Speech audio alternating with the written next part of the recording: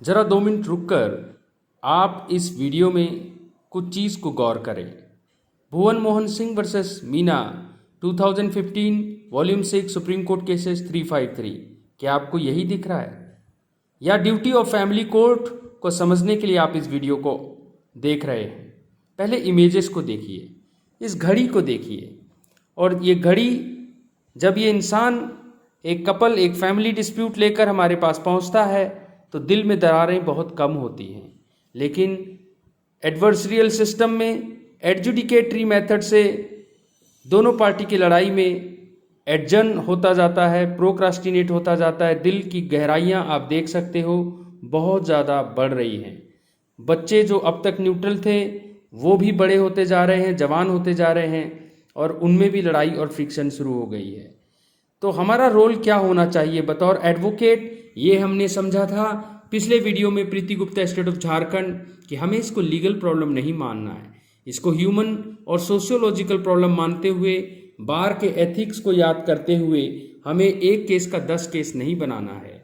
हमने भीमराया सुनीता 2013 की जजमेंट में देखा था किस तरीके से हमारे स्टेक होल्डर, चाहे लर्नेड जुडिशियल ऑफिसर्स, चाहे लर्नेड काउंसिल या मीडिएटर्स या पैरालीगल वॉलेंटियर्स, ये सब एक पीस कीपिंग फोर्स की तरह हैं। और पहरा दिन लाने के लिए जजेस अपना एडजुडिकेटरी माइंड सेट छोड़कर ऑर्डर 32 कैपिटल ए के सीपीसी के मैंडेट के आधार पर भी जो है फैमिली मेंबर की तरह बैठते हैं और विन विन सिचुएशन का खुशियां लेके आते हैं। इसी को तारा दिन बोलते हैं।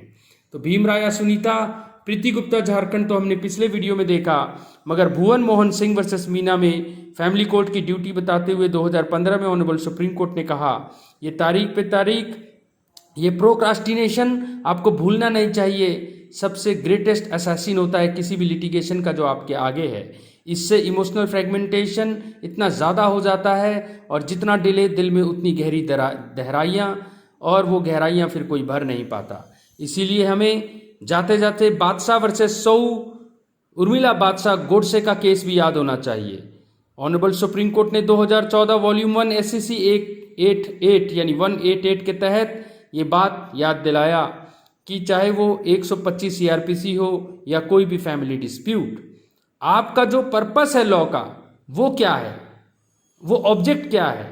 वो ऑब्जेक्ट है दिलों में दरार ना बने, दिलों को रिपेयर करें, दिलों को जोड़ें।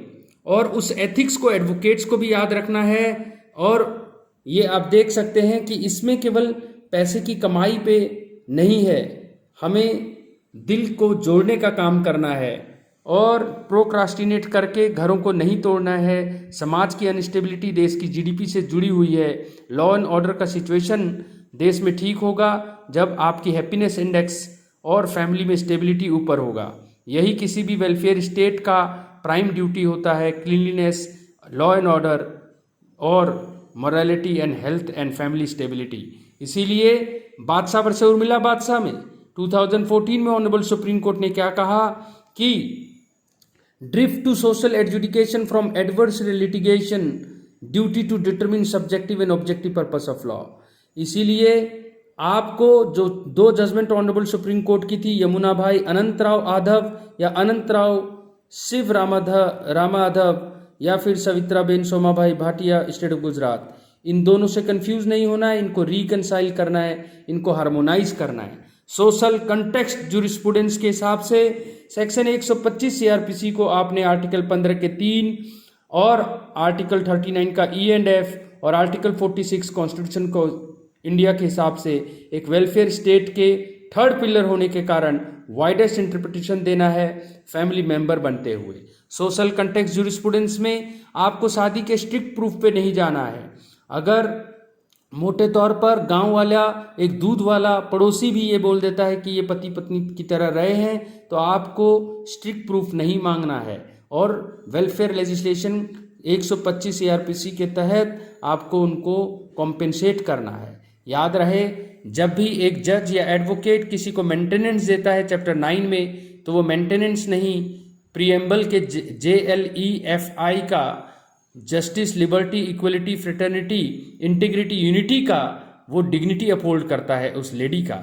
रजनीश वर्सेस नेहा में ऑनरेबल सुप्रीम कोर्ट ने क्या कहा, कैसे साइंटिफिकली हम जो है हम कैलकुलेट करते हैं ताकि पत्नी को 3,000 या 2,000 देकर adding insult to her injury ना करें, और जो हस्बैंड है उसको भी हम असहाय ना बना दें कि उसको लगे कि कानून केवल औरतों के लिए है।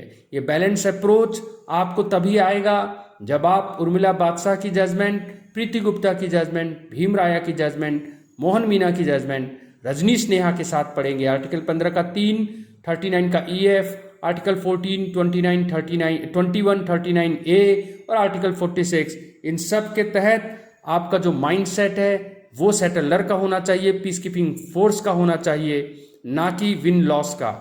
जय हिंद, जय हिमाचल।